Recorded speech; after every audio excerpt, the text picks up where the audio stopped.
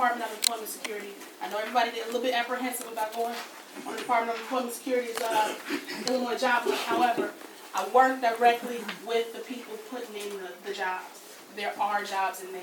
Our director has been working hard to actually get jobs into the system where to make it so federal contractors have to go through us, and then some of your workforce partners have to go through us. So there are jobs in the system.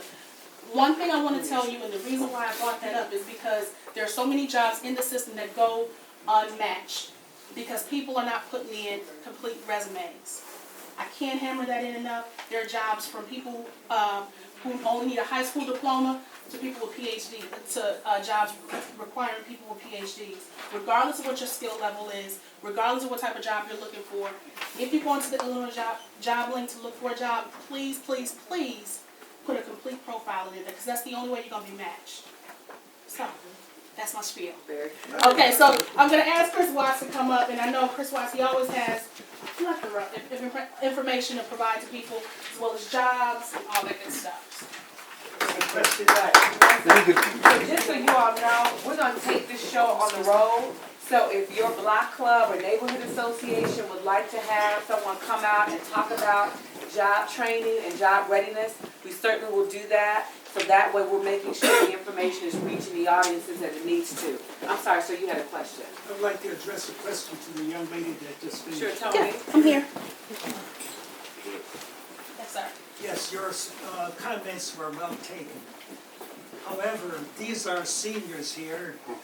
Is it any way you can introduce that through the Department of Labor or through the Unemployment Conversation, the board, whereas you can address your concerns with resumes, preparation, and so forth to the youths that are there, that will be there?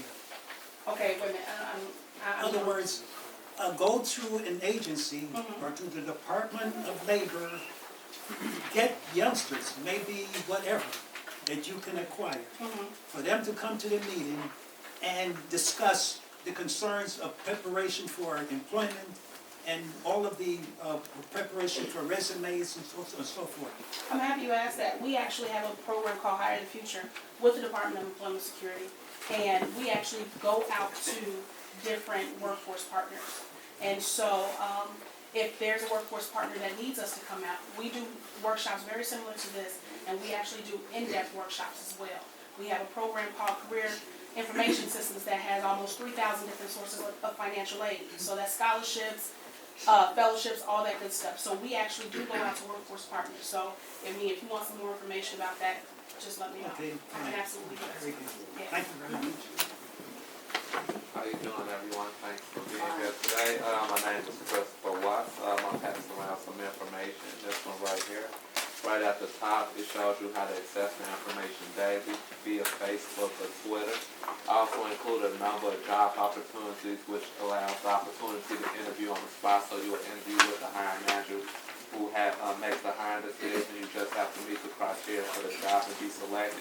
At the end of the packet, I put some community resources for free training, such as maybe culinary arts, CNC machine operation, computer technology.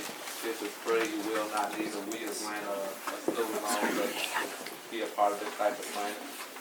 Secondly, I also included a flyer on the weekly job club that I have on 3757 South Wabash. This next week's topic will be how to handle job rejection. You know, there's a lot of long-term unemployed. My father told me that he used to be able to pick up the sometimes, walk around with it for a day and be able to find a job. He didn't have to worry about online application references. Those days are over with.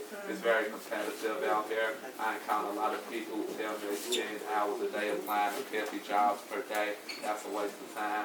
I doubt if you could find 10 or 15 jobs that you're interested in per week, let alone in a day. So you just got to be more concise and execute an effective job search strategy and not waste too much time on that website. If anyone have any questions, I'll be available at the end. Thank you so much. That's a question. I understand everything, you know, it's modern, everything is going forward and all these Facebooks and things like that. But the people that are being left off is that you're not thinking wide range. What about the ones, the parents the young kids don't have all these new equipment, all these phones to get on Facebook, to get on this, computers and everything else. See, they're being left out of the whole cut because they don't have this information, know where to get it. They don't have, you know, the monies or the means to buy stuff like this, you know, like the computers for the kids, even though they know they could go to the libraries and stuff like that, but yet you have them at home and they're at a stalemate. So what kind of opportunity are you gonna have in place or try to roll out and get through to people in the community that cannot afford to have these things in their family or for their kids? Great question, and thanks so much for that. I'll answer that as quickly as I can. There are two things.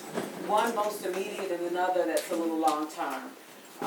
There are many programs and agencies that are in our neighborhoods that do have access to computers because, yes, you're right. In order to apply for a job today, you normally have to do so online and you have to have an email address. And that's a challenge for many of our neighbors. And so by having access to computers through many church organizations and local community organizations, that's where we're directing these individuals to. What we're hoping to graduate to is where we can have computer training workshops. If you all recall, we used to have those in the ward where people could come in the evenings and on the weekend and get on the computers, because most of our local libraries only have 2 to 3 computers. You got to sign up for them. You only can be on it for about 15 minutes. And so that becomes a challenge. So we have to, again, recognize that and create some solutions. A more long-term strategy, and this is where we talk about how we then leverage the assets of our community. I don't know how many of you all read last week were Comcast. How many of you all are Comcast customers? Anybody? Okay. All right. Well, Comcast and AT&T are rolling out pilot programs in certain communities where they're going to do hotspots now and provide actual computers to families that are eligible for free lunch. And again, that's based upon your household income. We have to make sure that when these companies are defining and determining what areas that they're going to do their pilot programs, that we're at the top of the list. They should be clamoring. We should be tripping over opportunities in the ward simply because we have the assets, one, with the people that really can voice their concerns and have the needs, but we also have opportunities. We're standing right here literally across the street from a huge long-term development. Many of us know about it, some of us don't. Some of us have concerns about it because we don't know how that's going to be integrated into our existing community. But these pilot programs that come in and provide immediate resources and opportunities for neighborhoods are not coming to the 7th Ward. No, They're not. There was an article that came out this week. They ranked all 50 wards based upon the clout and the actual influence of their elected officials. And if we think about it, and you take a look at that list, some of the more influential alderpersons and elected officials are those same areas where there is a concentration of these pilot programs and these industries that are coming in and setting up shop. We have to make sure, again, that the 7th Ward is primed to be at the top of that list. So again, there won't be the deficits that we hear. There will be no need for us to wonder where our children will go to apply for a job, because there'll be programs throughout the area that provide them that kind of access. Is this Jumpstart affiliated with the 7th Ward Alderman Holmes? Are you guys affiliated with them? No. No. No, we're not. And are you have any intention to be affiliated with them to get them to come, like Natasha Holmes, that has supposed to be the alderman for everybody in the 7th Ward and wherever, that she should be somewhat involved if she's our alderman and getting paid $114,000 a year to do a part-time job? Well, this is a participatory sport, is what I say. Well, this is all of our community, and it's going to take all of us to work hand in hand in order to propel us forward. So we're not doing this in isolation, not at all. So I want us all to continue to build coalition. So whether it's you and your block, you and your program, you and your church, it's going to take all of us to work collectively to make sure that we are being able to articulate what our needs are. However, again, there is leadership on the city, state, and federal level. And that's why at the end of this meeting, we're talking about civic engagement and making sure we're registered to vote, not only registered to vote, but we're going out to vote. And when we get to the polls, we know who on that ballot we should be voting for because they represent our interests. They're engaged with us, so they know what our needs are. And so we have a relationship, and we know relationships are golden. And as a result of having that dialogue, then that creates opportunity. So again, we are open and looking forward to forging partnerships throughout the community because this community is ours and it's all of our obligation and responsibility. Amen. Yes, sir. No, we gonna limit the questions. Okay, So we sorry, gonna have Carlos- Jarvis. Go ahead, Carlos, come now. We can do Okay. questions at the end. Yes. So Carlos Maxwell, for those of you who don't know, is a vested neighbor of ours in the 7th Ward.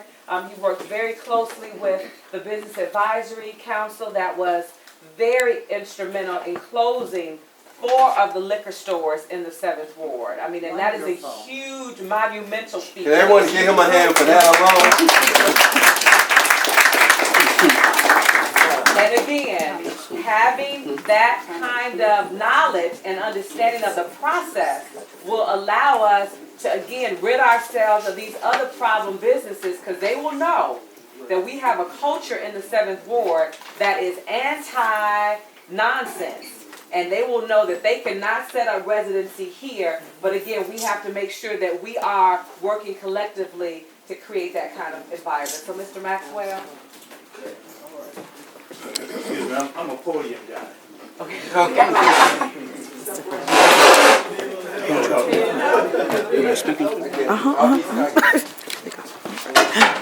There we go. Okay. Thanks, everybody. First of all, I'd like to say it's good to see a lot of you all, a lot of familiar faces that, quite frankly, I've worked with over the years with, and it's good to see so many of you all out,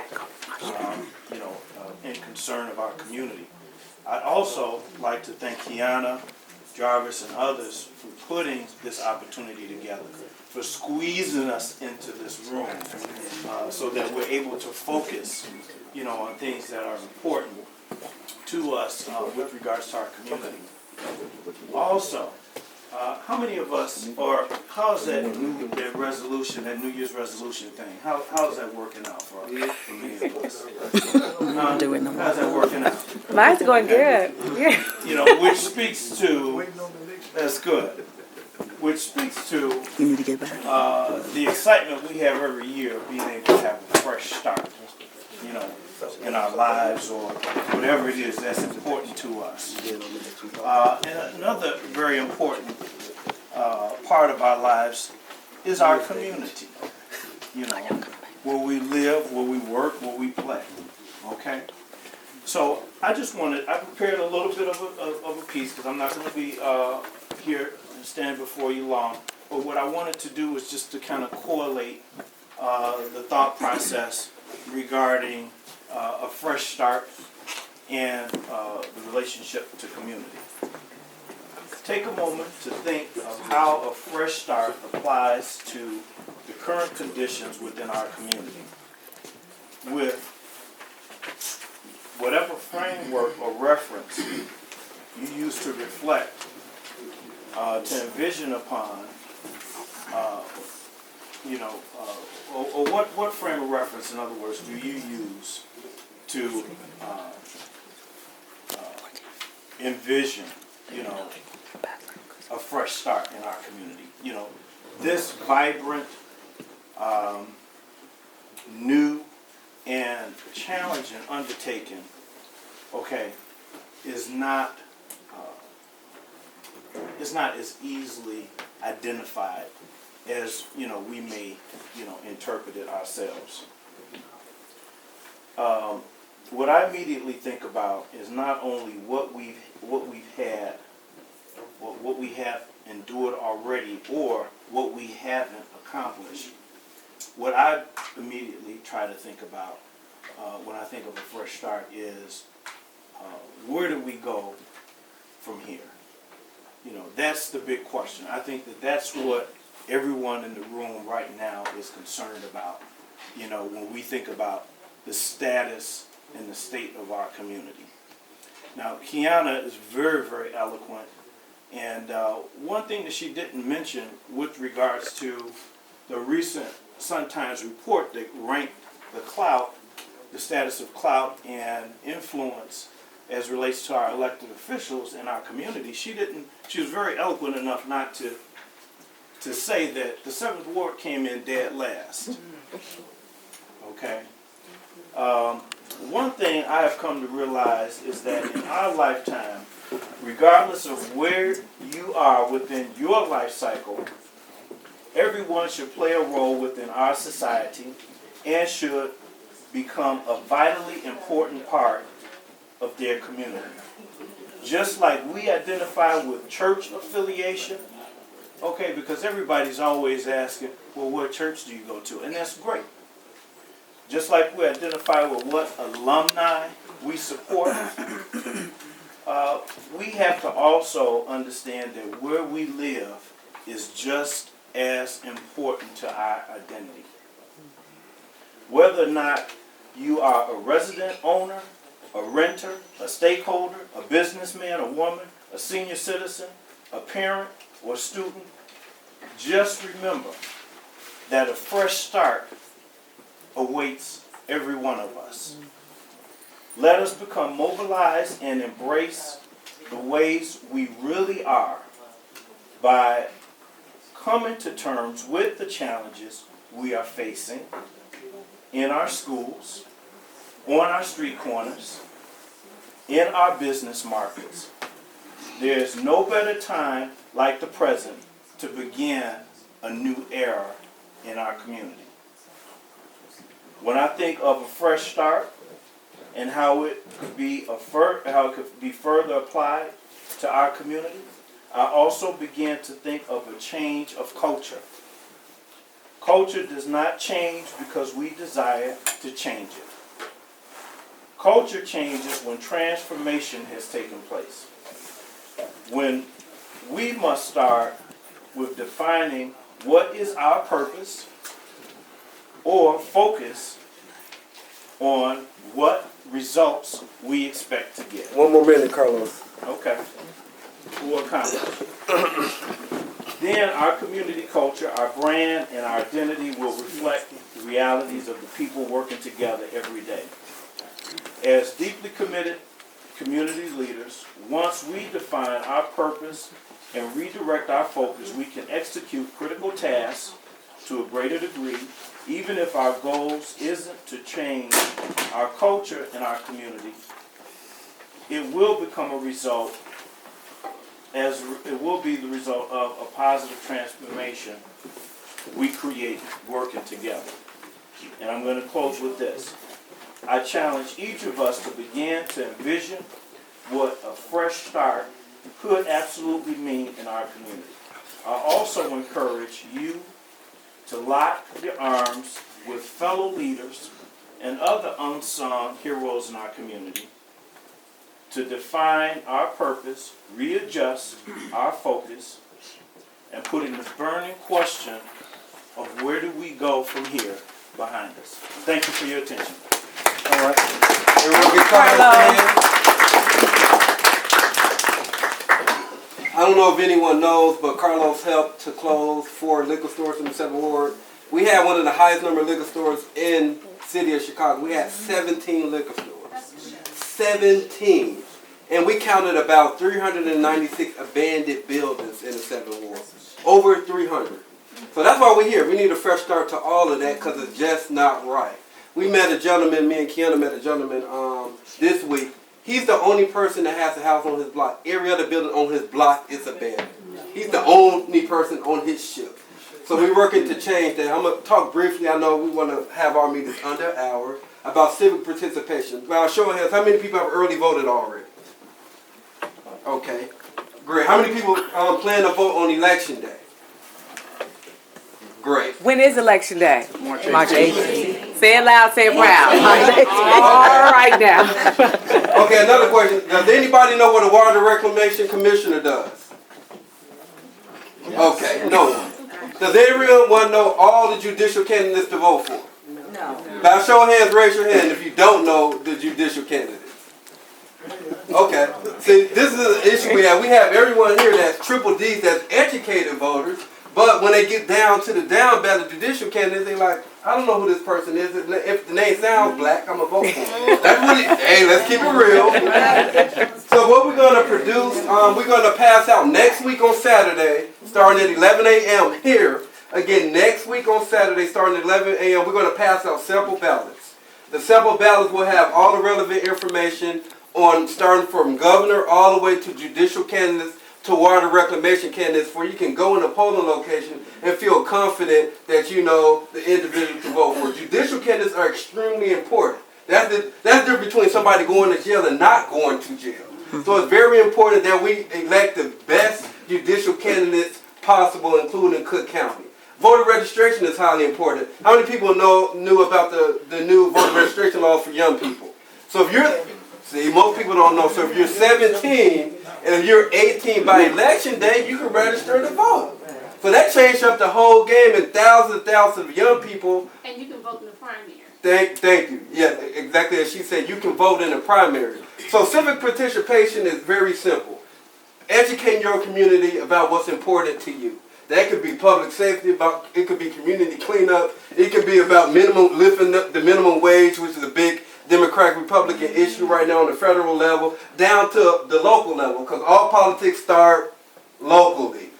I've been working with a lot of you for years. Floyd Armstrong from Calumet Heights, Trevor Ely from South Shore, and one of the main things we did for the community was educate them about, not even just telling them who to vote for, but educating them and empowering them about what's going on in their community, and also the importance of voting. March 18th is election day, and usually primary elections have one of the worst turnouts, of all time. So it's very important that we increase the turnout. Calumet Heights in the 7th Ward has one of the best turnouts in the city. We have one of the best early voting turnouts in the whole city of Chicago. Calumet Heights has about 40% voter turnout. 40%. One of the best in the whole Cook County area is Calumet Heights. And that's in the 7th Ward. Because if you vote, that means you care about your community. That means you're educated about the community. So one thing that we're going to start doing that we did in the 7th Ward was we registered thousands of high school students and young people. We're going to do that again. Working with Bowen High School, South Shore High School, and CVS. That all is a feeder school system for the 7th Ward. And when the first young person I ever voted was 18, and I asked the young person, I said, why you never voted? And I also registered a 68-year-old woman. I asked her why you never registered. She said, no one was there to tell me. That's the only reason she didn't register to vote, because when no one, and her doing said, register to vote. So number one, I always say, number one is education, because you can't go and vote if you don't know who to vote for, and you're not educating to vote. You might vote for David Duke, who was a KKK person who ran for senator back in the day. He had a good percentage of black people that voted for him. They didn't know that he was in the KKK. Maybe if they did, they wouldn't have voted for him.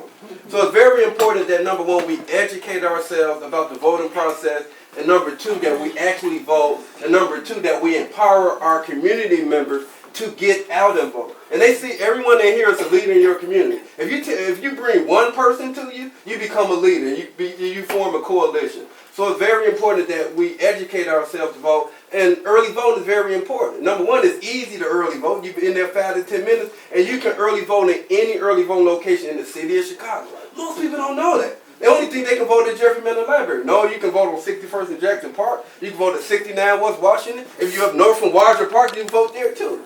So it's very important we educate ourselves to vote. So everyone, by a show of hands, who's actually checks their email? At least on a weekly basis. By a show of hands. Who has checked their emails since they've been here in the meeting? No. I know that we on Facebook, Instagram, doing like this, just checking this. So we're going to send out a sample ballot next week, which will have all the candidates that we are endorsing the next election. So water reclamation, you'll know what to vote for that. Judicial is very important because it's about 8 to 9 judicial vacancies that will be open. So we have appellate court, which is extremely important. 3 vacancies for appellate court, and a superior and a regular Cook County circuit court, which is very important. Water reclamation, we don't know what they do, but we know it has something to do with us drinking good water. So it's very important we vote for that, to the right people for that position too. Sheriff? Jarvis, how are we going to get that out to our constituents? Because that's what a lot of our seniors have been saying. Mm-hmm. That, they haven't been getting out to vote because they weren't sure who to vote for. Correct. And a lot of them said, you know, well, I didn't get my paper, meaning that The sample ballot. So how are we gonna? So we're gonna do it in two ways. The first way is we're gonna email out the electronic copy of the sample ballot so that can just go around via email. The second thing, tomorrow, Saturday, again at 11 a.m., Wendell Mosby, who's also working with our organization, he will be here starting at 11 a.m. with Mr. Akoff. Everyone, give Mr. Akoff a hand for allowing us to use the space. Give him a hand before I forget. So, on Saturday between 11 and 2, we'll be distributing the sample ballots to anyone who wants to come to this same area to pick up the ballot. Also, we have people like Trevor, employed for Calumet Heights, Ely and South Shore. I'm glad to see Miss Josephine Sykes, one of my great South Shore people. We're going to distribute. They're going to distribute the ballots to their block clubs and your community members. Everyone here is here for a reason.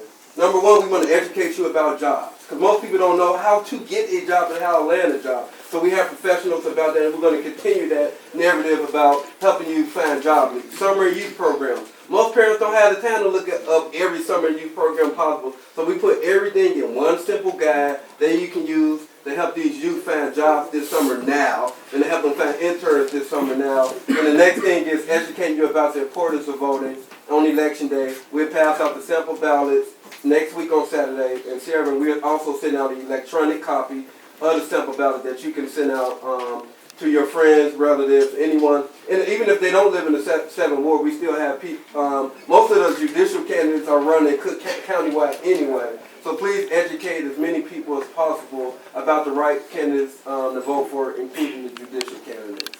So if you have any questions, you can ask me or Kiana after this. She's going to do closing remarks. Like everyone knows that has worked with me, I don't like long meetings. We want to give you the information that you need to succeed and the information that you need to keep empowering your community. Because we don't want the 7th Ward to go like this. We want it to go like this because we need a fresh start. So thank you for your time. I'm going to let Kiana do your closing remarks. So thank you, Jarvis. Thank you, Johnny. Thank you to all of you. As Jarvis said, we don't want to meet just for the sake of meeting, but we also want to make sure that we have some marching orders.